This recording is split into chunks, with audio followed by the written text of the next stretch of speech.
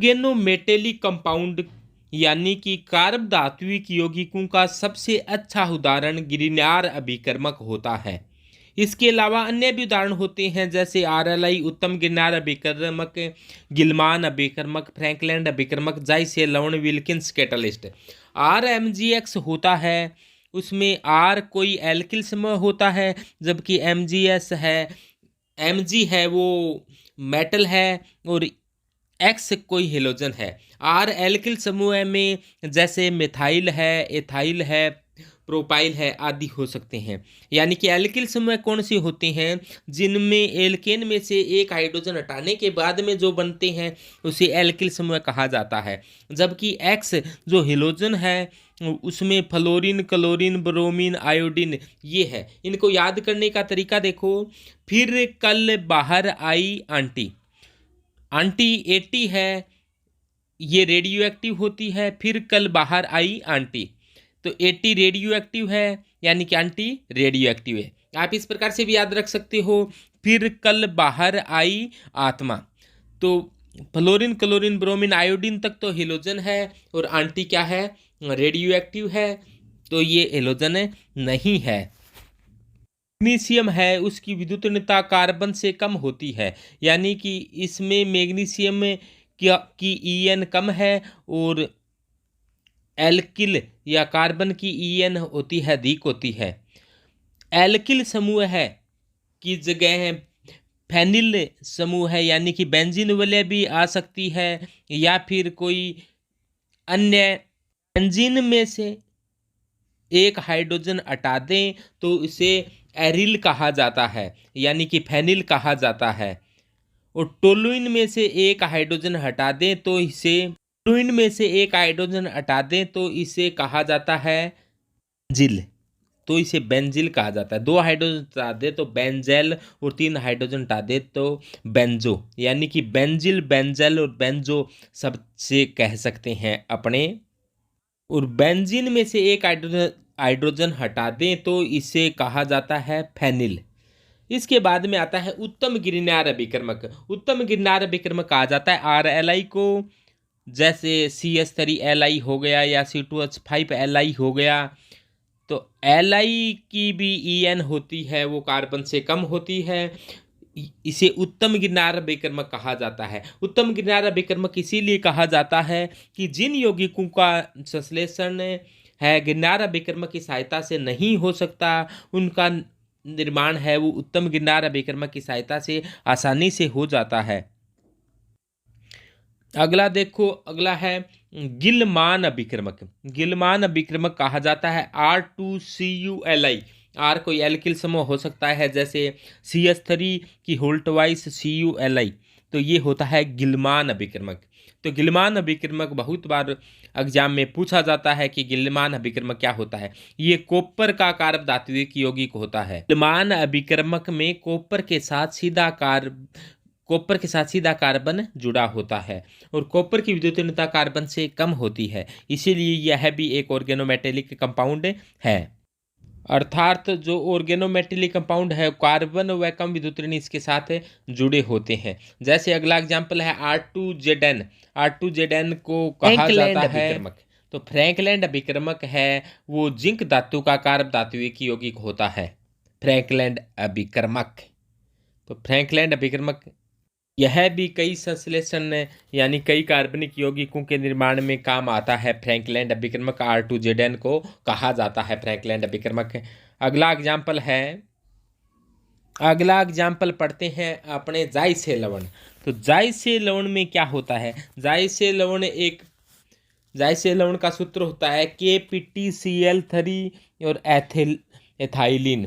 तो इसमें देखो एथाइलिन है, उसके पाई इलेक्ट्रॉन है वो Pt को दे दिए जाते हैं। Pt का मतलब प्लेटिनम को, जिसके कारण यह भी एक कार्ब धात्विक यौगिक होता है, यानी कि KPtCl3 एथाइलिन।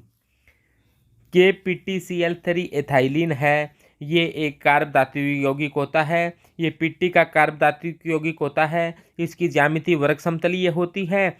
Pt बीच में बैठ जाता है, और वर्ग समतलीय में देखो ये चार वर्ग के चार कोणों पर लिगेंड जुड़े होते हैं। ये डॉटेड लाइन बनाई है, ये वास्तव में बंद नहीं होते। और चारों कोणों पर जैसे मान लो 3 Cl इस प्रकार से जुड़ गए हैं। और ये देखो ये 3 Cl बना चुके हैं अपने। और एक एथिलीन है, एथिलीन अपने पाई इलेक्ट्रॉन ये डोनेट करेगा। तो एथिलीन के पाई इलेक्ट्रॉन पीटी को डोनेट किए जाते हैं। इसको अपने थोड़ा सा बड़ा बनाते हैं, देखो ध्यान से, ताकि अपने पाई इलेक्ट्रॉन है वो साफ रूप से एथाइलिन है वो डोनेट करता हुआ दिखाई दे। ये देखो ये पाई इलेक्ट्रॉन है वो पीटी को डोनेट किए जा रही हैं यहाँ पर। और पीटी पाई इलेक्ट्रॉनों को ले लिया है और 3 क्लोरीन के लोन पेयर को इसने ले लिया है। और इस प्रकार से एक स्क्वायर प्लेनर कॉम्प्लेक्स बना है। यहाँ पर क्लोरीन 3 है, जिसके कारण इस पर 3 माइनस का आवेश आ चुका है। और पीटी पर +2 होता है, कुल मिलाकर -1 का आवेश इस संकुल पर रह गया है। इसको उदासीन करने के लिए पोटेशियम को बाहर की ओर लिख दिया गया है। तो ये एग्जाम्पल हो गया अपना KPtCl3 एथाइलिन पीटी के साथ 3 क्लोरीन, एक एथाइलिन है। एथाइलिन ने अपने पाई इलेक्ट्रॉन डोनेट किए हैं, तो इसे कहा जाता है जाइसे लवण। और जाइसे लवण पीटी का कार्य धात्विक यौगिक होता है। ये बहुत बार एग्जाम में पूछा जाता है। तो ये बहुत ही इम्पोर्टेंट कंपाउंड है जो बार बार पूछा जाने वाला है। और स्क्वायर प्लेनर कॉम्प्लेक्स है। और पीटी सामान्यतः Pt+2 ऑक्सीकरण अवस्था में स्क्वायर प्लेनर कॉम्प्लेक्स बनाता है। इसके बाद अपने बात करते हैं विल्किंस कैटालिस्ट। विल्किंस कैटालिस्ट होता है वह भी हाइड्रोजनीकरण के काम आता है। विल्किंस कैटालिस्ट क्या होता है, देखो विल्किंस कैटालिस्ट है वो समांगी हाइड्रोजनीकरण के काम आता है। यानी कि समांगी हाइड्रोजनीकरण कराना हो तो विल्किंस कैटालिस्ट का उपयोग किया जाता है। इसमें होता है PH3P की होल थ्राइस RHCl। यानी कि इसका नाम क्या होगा, chloro tris triphenyl phosphate rhodium फेस्ट। Chloro tris triphenyl phosphorus rhodium फेस्ट होता है इसका नाम। तो ये बहुत ही इंपॉर्टेंट होता है। ये एल्केनों का हाइड्रोजनीकरण करता है। यह एक वर्ग समतलीय प्रकार का ही संकुल है। और इसमें रोडियम का इलेक्ट्रॉनिक विन्यास यहाँ पर D8 होता है। तो यह उत्प्रेरक में रोडियम धातु का संकुल है। और रोडियम की ऑक्सीकरण अवस्था +1 होती है। ये समांगी हाइड्रोजनीकरण के काम आता है। इसकी संरचना देखो, रोडियम बीच में बैठ जाता है, यानी कि रोडिया है ये बीच में बैठ गया है। इसके साथ एक क्लोरीन जुड़ चुका है।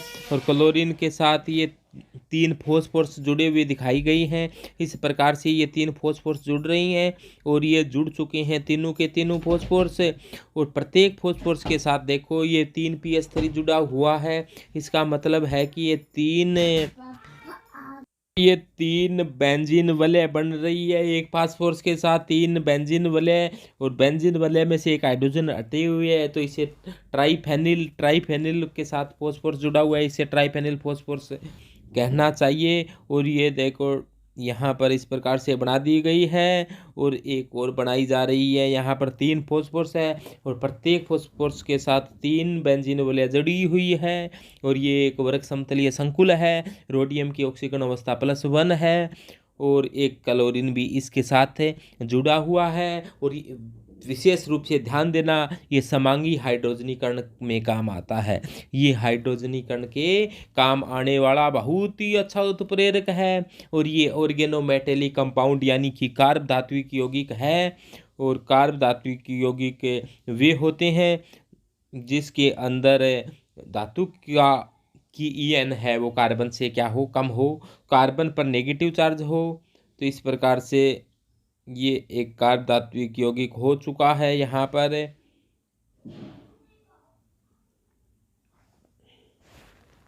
तो इस प्रकार के एग्जाम में क्वेश्चन आते हैं।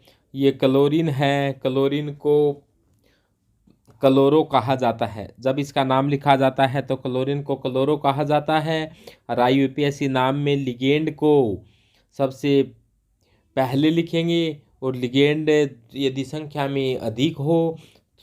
में अधिक लिगेंड होते हैं उनको अल्फ़ाबेटिकल क्रम से लिखते हैं। यहाँ पर क्लोरीन है उसी से शुरू होता है, इसीलिए सबसे पहले क्लोरो लिखा जाएगा। और ये क्लोरो लिख दिया गया है। इसके बाद में PH3P की होल थ्राइस है।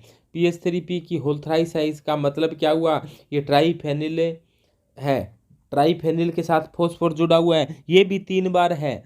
जब इस प्रकार के बड़े हो और उसके अंदर भी डाइट्राइट्रेट्रा आ रहे हो तो उसके लिए 20 ट्रिस ट्रेट्रा किस आदि शब्द काम में लिए जाते हैं। तो 2 हो तो 20 काम में लिया जाता है, 3 हो तो ट्रिस काम में लिया जाता है। तो और ये ट्रिस काम में ले लिया है अपने। ट्रिस के बाद में 20 ट्रेट्रा किस के बाद में ब्रैकेट लगाया जाता है, और ये ब्रैकेट लगाने के बाद में फिर ट्रिस का मतलब ये 3 बार आ गया, और ये इससे गोले बनाकर दिखा दिए गई हैं कि ये 3 बार आ गया है। और अब इसको एक बार नाम लिखते ये पता लग जाएगा कि ये चीज़ 3 बार रिपीट हो रही है, इसका मतलब अपने ट्रिस लगा दिया है। और ये फिर ट्राईफेनिल फॉस्फोरस लिखा जा रहा है यहाँ पर। और ये देखो ट्राईफेनिल फॉस्फोरस लिख दिया है। इसके बाद के अंदर अपने को लिखना चाहिए रोडियम नाम, रोडिया है, रोडिये का भी नाम आएगा यहाँ पर। रोडियम है, रोडियम D8 ऑक्सीकरण अवस्था इसकी +1 है। और ये देखो ये रोडियम लिख दिया गया है, और इसकी ऑक्सीकरण अवस्था को रोमन संख्या में लिख देनी चाहिए। तो बताओ इसकी ऑक्सीकरण अवस्था कितनी होगी, शाबाश बोलो। हाँ, इसकी ऑक्सीकरण अवस्था प्लस। ऑर्गेनोमेटेलिक कंपाउंड का अगला एग्जाम्पल है सैंडविच यौगिक। सबसे पहले सैंडविच यौगिक की बात करते हैं कि सैंडविच यौगिक में फेरोसिन। फेरोसिन क्या होता है, जैसे आपको बताया कि ये साइक्लोपेंटेन है, साइक्लोपेंटेन में 2 डबल बंद लगा दिए गए हैं और एक ऋणावेश है। तो ये ऋणावेश है वो बेंजीन वलय में घूमता है, घूमने से इसको अपने एक साथ इसके अंदर गोला कर माइनस से दर्शा देते हैं। तो इसी प्रकार से एक ये साइक्लोपेंटाडाइनिल आयन है, तो इसको इस प्रकार से अपने साइक्लोपेंटाडाइनिल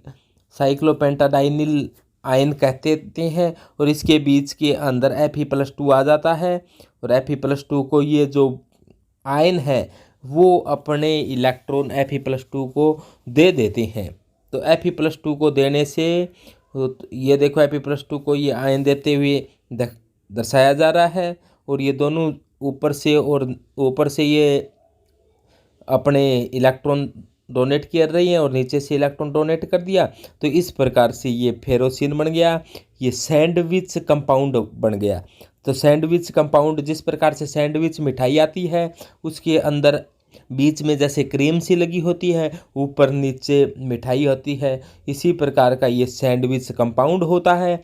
सैंडविच कंपाउंड को आपने देख लिया है कि सैंडविच कंपाउंड बहुत ही देखने में सुंदर होता है, बीच में कोई धातु है और ऊपर वो है, नीचे जो डोनेट करने वाले हैं, इलेक्ट्रॉन डोनेट करने वाले। जैसे मान लो कि एक बीच में क्रीम लगी हुई है, ऊपर भी मिठाई का पीस है जैसे रसगुल्ले जैसा, और नीचे भी मिठाई का पीस है रसगुल्ले जैसा। आपने ऐसी सैंडविच मिठाई है वो मार्केट से लाकर खाई होगी, तो ये बहुत ही स्वादिष्ट और अच्छी मिठाई होती है। और ऐसा ही अपना कंपाउंड बना है, ये बहुत ही जोरदार कंपाउंड बना है। बीच वाली क्रीम है ये तो धातु को बता रही है, और ऊपर नीचे वाला जो डोनेट करने वाले हैं उनको बता रही है, यानी कि पाई इलेक्ट्रॉन अबर है वो धातु के डी कक्षकों के मध्य अतिव्यापन हो रहा है, जिसके फलस्वरूप सैंडविच कंपाउंड का निर्माण हो रहा है। इस प्रकार की यौगिकों में पाई इलेक्ट्रॉन कार्बन वलय से धातु की ओर विस्थानीकृत होते हैं। तो इसमें क्या हुआ है भी, इस प्रकार के यौगिकों में पाई इलेक्ट्रॉन है वो कार्बन वलय से धातु की ओर विस्थानीकृत हुए हैं। और ये भी 2 प्रकार की हो सकती है कि एक घर्षित रूप, घर्षित का मतलब है एक दूसरे के, जैसे अपने एकदम ऊपर से देखें तो एक दूसरे के ऊपर दिखाई देगी, यानी कि ऊपर वाली चोंच ऊपर ही रहेगी, नीचे वाले मेटेरियल है वो नीचे ही रहेगा। इसका सांतरित रूप में क्या होगा, इसकी देखो चोंच ऊपर की तरफ है और नीचे वाले की चोंच है वो नीचे की तरफ बनाई जा रही है। तो इस प्रकार से ये जो रूप बनेगा वो सांतरित रूप होगा, यानी कि घर्षित रूप है नहीं। और यहाँ पर इलेक्ट्रॉन है वो उसको माइनस से पाई इलेक्ट्रॉन अबर को दिखाया जा रहा है माइनस से। और ये देखो ये बन गया है फेरोसिन का सांतरित रूप, तो इसको स्टेगर्ड फॉर्म कहते हैं। और जो घर्षित रूप होता है उसको इक्लिप्स्ड फॉर्म कहते हैं। इक्लिप्स्ड फॉर्म होती है वो कम स्थायी होती है, यानी कि घर्षित रूप में एटम है वो नज़दीक नज़दीक आ जाते हैं, जिससे इसका स्थायित्व कम हो जाता है क्योंकि प्रतिकर्षण ज़्यादा होता है, जबकि स्टेगर्ड में दूर होते हैं। जैसे अपने बात करें एथेन की, एथेन का सोहोर्स फॉर्मूला पढ़ा होगा आपने, ऊपर वाला घर्षित रूप दिखाया है, इसके नीचे वाला सांतरित रूप है। तो घर्षित रूप कम स्थायी होता है क्योंकि प्रतिकर्षण ज़्यादा होता है, और सांतरित रूप ज़्यादा स्थायी होता है क्योंकि प्रतिकर्षण क्या होता है, कम होता है। तो ये देखो फेरोसिन का घर्षित रूप और सांतरित रूप आपको दोनों बना कर दिखा दिए हैं। तो ये तो ध्यान देना, ये घर्षित रूप और सांतरित रूप ये सहरूपण समवायता के प्रकार हैं। और इसी प्रकार से ये क्रोमोसिन है। क्रोमोसिन के अंदर दो बेंजीन वलय हैं, बेंजीन वलय के पाई इलेक्ट्रॉन क्रोमियम की ओर दिए जा रही हैं। तो ये देखो बीच में क्रोमियम बैठा है और बेंजीन वलय से ये पाई इलेक्ट्रॉन क्रोमियम आयन को ये डोनेट किए जा रही हैं। तो ये बन गया क्रोमोसिन। यानी कि इस प्रकार के में प्रश्न में ये पूछा जाता है कि इसमें जो कार्बन वलय है उसमें कार्बन की संख्या कितनी है। तो क्रोमोसिन में कार्बन है वो 6 है, जबकि फेरोसिन में कार्बन है वो 5 है। फेरोसिन में 5 वलय का बनता है, क्रोमोसिन में 6 वलय का बनता है। इसी प्रकार से एक यूरेनोसिन होता है। तो यूरेनोसिन में क्या होता है, यूरेनियम बीच में आता है। चूँकि यूरेनियम बहुत बड़ा होता है तो यूरेनोसिन की जो कार्बन वलय होती है वो काफ़ी बड़ी होती है। यूरेनोसिन में 8 सदस्यीय वलय पाई जाती है। तो ये देखो 8 सदस्यीय वलय बना दी गई है। इसके अंदर देखो 3 डबल बंद होते हैं। तो ये देखो पहला, दूसरा, तीसरा डबल बंद, और यहाँ पर 2 ऋणावेश होते हैं। तो इस प्रकार से ये 2 ऋणावेश है और 3 डबल बंद है, और 3 डबल बंद एकांतर क्रम में है। 2 ऋणावेश है तो यहाँ पर क्या होगा, इनमें नाद पाया जाएगा, ये ऋणावेश घूमते रहेंगे। तो इस प्रकार से अपने ऋणावेश घूमते हैं तो जो ओवरऑल जो अनुनाद से क्या होगा, इस पर -2 आवेश पाया जाएगा। तो -2 आवेश आ गया। इसी प्रकार का कंपाउंड नीचे और बनाया जा रहा है, इस पर भी क्या होगा, -2 आवेश होगा, यानी कि -2 ऋणावेश इसके ऊपर भी होगा। तो देखो ये बनाया जा रहा है यहाँ पर बहुत ही सुंदर डायग्राम, और इनके बीच के अंदर कौन बैठ जाएगा, यूरेनियम आएगा और यूरेनियम आकर विराजमान हो जाएगा। चूंकि ऊपर और नीचे -2 -4 आवेश हो गया, तो यूरेनियम पर कितना आवेश होना चाहिए, +4। तो ये +4 आवेश आपको बना दिया गया है, और इसे कहा जाता है यूरोनोसिन। यूरोनोसिन। तो आपने क्या सीन देखा, यूरोनोसिन। आपने डाइबोरेन का नाम सुना होगा। डाइबोरेन में क्या होता है, देखो एक बोरोन होता है, बोरोन के साथ 3 हाइड्रोजन है, तो ये BH3 है। BH3 के 2 अणु इस प्रकार से जुड़ते हैं। तो बोरोन के बारीक कक्षा में 3 इलेक्ट्रॉन पाए जाते हैं, और 3 हाइड्रोजन के साथ जुड़कर ये 6 इलेक्ट्रॉन होते हैं। लेकिन लुईस कोसेल के अष्टक नियम के अनुसार जिनके बारीक कक्षा में 8 इलेक्ट्रॉन पाए जाते हैं वो स्थायी होते हैं, जिनके बारीक कक्षा में 8 इलेक्ट्रॉन नहीं पाए जाते हैं वो कम स्थायी होते हैं। तो ये देखो बोरोन है वो 13वें वर्ग का तत्व है, इनके बारीक कक्षा में 3 इलेक्ट्रॉन पाए जाते हैं। और इन्होंने क्या किया है, बोरोन के जो नीचे आता है धातु एल्यूमिनियम, तो ये जो कंपाउंड बनाया जा रहा है ऑर्गेनोमेटलिक कंपाउंड, वो एल्यूमिनियम का है। हाइड्रोजन की जगह क्या लगा दो, CH3 बना दो हाइड्रोजन की जगह, और बीच में एल्यूमिनियम बैठा है। तो ये एक ऑर्गेनोमेटलिक कंपाउंड है। और देखो वो BH3 B2H6 जिसको डाइबोरेन कहते हैं, डाइबोरेन जैसी संरचना है, उसमें भी बनाना बॉन्ड, केला बॉन्ड, कॉर्दली बॉन्ड था। यहाँ पर भी 3C2E प्रकार का बंध है, यानी कि 3C2E का मतलब 3 सेंटर्ड है और 2 इलेक्ट्रॉन है। यानी कि यहाँ पर जुड़ने वाले परमाणु के कक्षक 3 है, लेकिन इलेक्ट्रॉनों का साझा केवल 2 इलेक्ट्रॉनों का हुआ है, इसीलिए इसको कहा जाता है 3C2E। और 3C2E बंध को बनाना बॉन्ड, केला बॉन्ड या कदली बॉन्ड कहा जाता है। तो इस प्रकार से CH3 की होल्ट-बाई-Cl है वो द्विलक के रूप में रहती है। और ऐसा क्यों किया गया है, ये अष्टक पूरा करने का प्रयास के दौरान है वो CH3 की होल्ट-बाई-Cl ने क्या बना लिया है, द्विलक बना लिया है। जिस प्रकार से B2H6 होती है।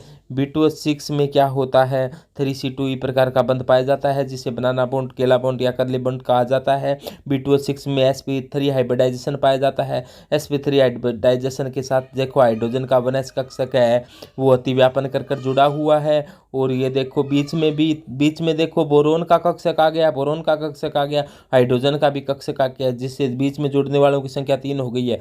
बोरोन के देखो बारीक कक्षा में 3 इलेक्ट्रॉन होते हैं, 1 इलेक्ट्रॉन हाइड्रोजन देता है।